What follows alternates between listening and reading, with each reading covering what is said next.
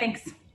Okay, this one's going to be from August 27th, which was one of the days where there was no practice and no games, and we didn't get a chance to read this one. On the calendar itself, because of the way the calendar is set up in the space, the 30th and 31st actually don't have events because there's no room for them. So this is August 27th, 1960. This is segregationists wielding bats and axe handles attack civil rights activists staging a lunch counter sit-in in Jacksonville, Florida. This was called Axe Handle Saturday. These were members of the KKK that went in and attacked African-American men that were staging a sit-in. Their sit-ins were becoming popular during that time, or becoming more frequent. This was in an FW Woolworths, and there was one that was going on in a Morrison's Cafe.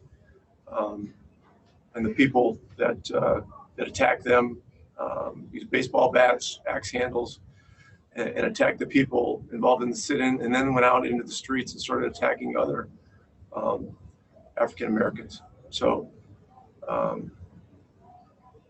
another very bad situation. We'll start with questions. We'll start with Brad. First of all, your four guys are listed as questionable. What do you expect? Expect to play. Okay. In potential elimination games always feel a little different. I wondered if that's even more so when you've been in a place for almost 2 months. Talked to this morning about what we need to do. We've been very resilient. We've been very together. We got to continue to do that today. Elimination games have a higher sense of urgency. They have a higher level of force. It's clear that we got to bring that force, and we got to play whistle to whistle. This is a tough series. They're an excellent team, and the big thing from the sort of coaching statistical side, mentioned this yesterday, is the turnovers and the rebounds. We got to keep turnovers down, and we got to rebound the ball. In our wins in this series were a plus 19 on possessions in those two areas, and our losses were minus 19. So on average, so that's big. And then we just got to battle together. And Mark. Rick, Kawhi's skills are fairly obvious, right? But Doc was just mentioning earlier that one of his central attributes is that how calm he is under pressure. Nothing gets him rattled too much. I wonder, from an opposing team's perspective, what additional challenges come with that when you're trying to do whatever you can with it? Well, look, he's just one of the great players, really, in the history of the game. I mean, even though he's not that old, what he's done in his career with 2 championships with 2 different teams, and being like the main guy in those situations, he's great on both sides of the ball. He can play and guard multiple positions. He appears unflappable. His demeanor, and yet game after game he has a level of consistency which is just amazing. He's putting up 30 plus per game. He's doing it on a very efficient basis. He's doing it shooting a lot of contested 2-point shots, which is not the norm in today's game. But he's doing it, with such great efficiency that he's just an awesome player, and we've just got to keep doing everything we can to try to make his job more difficult. Bryant. They have a lot of veteran guys. I imagine probably it's a little easier for them to kind of go with the flow. Whenever the game is, they're ready to play. If they get 2 days off, whatever. You have some younger guys.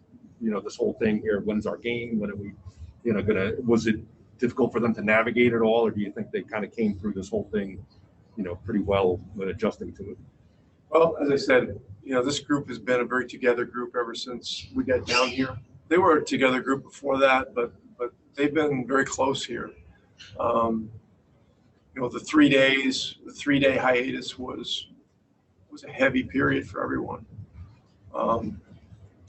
2 days ago, the first practice back from the break, we had we had a long conversation about the events, everything from Kenosha to everything going on with the players, their decision to keep playing, talked about history, and many, many different things, and how everybody was feeling about everything related to being here, and all the circumstances. And we had a lot of people speak up. We had a lot of people communicate, and the bottom line from it, those of us that are involved in the management side of this, the coaching side, the management support side of it, I'm just so proud of our players and how they've stuck with it. It's like game 4, we got down 21 points early, stuck with it, hung in, and that's what we got to do now. Not knowing exactly when we were going to play, that was a bit of a thing, but we found out soon enough. It was pretty clear that it was going to be Sunday. It was just going to be whether it was going to be 3:30 or 9. And in these 9 o'clock games, we've had 3 of them and 2 of them in the afternoon. But hey, it's a group once again that's been resilient, that figures out where they are, what they need to do to navigate it. And that's what we need to do. We need to stick together. We need to stay resilient, and we need to battle today. Okay, thanks, Rick. That's actually all for this afternoon. So we'll